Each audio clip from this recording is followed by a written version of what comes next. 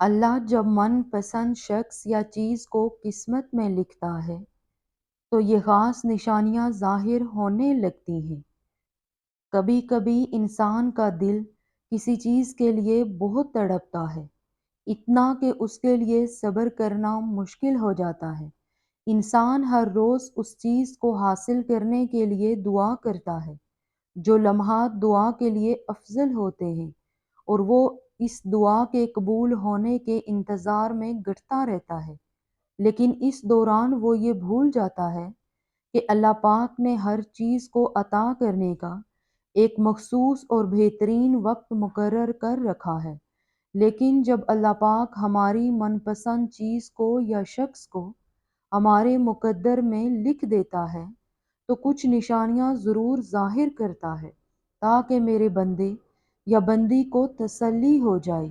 اور یاد رکھو، دعا کا خیال آنا سب سے بڑی نشانی ہے کہ آپ اس من پسند شخص یا چیز کو گڑ گڑا کر مانگیں تاکہ وہ تمہیں عطا کرے۔ وہ تمہاری خواہش کو بہترین کر کے عطا کرنا چاہتا ہے۔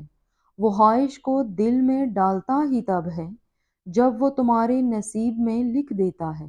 دعا تو بس ہمارے درجات بلند کرنے کا ایک ذریعہ ہے، بس تھوڑا انتظار باقی ہے۔ تمہاری چاہت کو اللہ کی چاہ بنانے کے لیے تھوڑی اور اطاعت باقی ہے۔ جس آزمائش کے لیے اللہ نے تمہیں چنا ہے، اس کا ابھی انعام باقی ہے۔ دعا مانگتے رہو، سب ٹھیک ہو جائے گا، کیونکہ ہر مشکل کے ساتھ آسانی ہے۔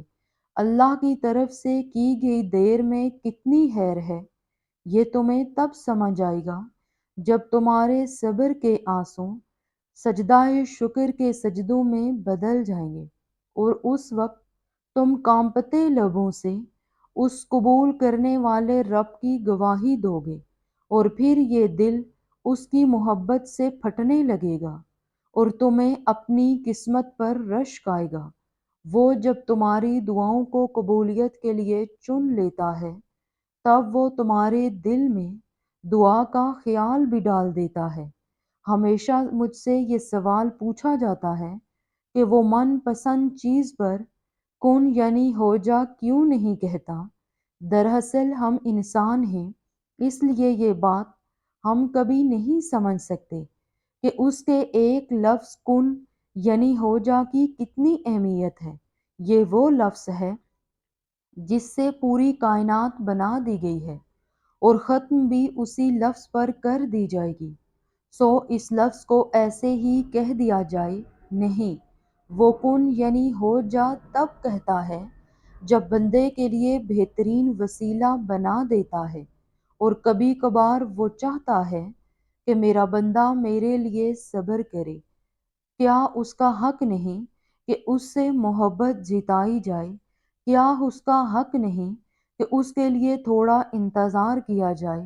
اور ایسا تو ہو ہی نہیں سکتا جو خواہش تمہاری زبان پر رواں رہتی ہے وہ تمہیں نہ ملے۔ جانتے ہو، وہ دعا کی توفیق دیتا ہی تب ہے جب اس نے کن یعنی ہو جا کہنا ہو، ورنہ ہمارے آس پاس کتنے ہی ایسے لوگ موجود ہیں جو دعا بھی نہیں مانگتے، صرف یہ سوچ کر کہ خدا نہیں سنتا۔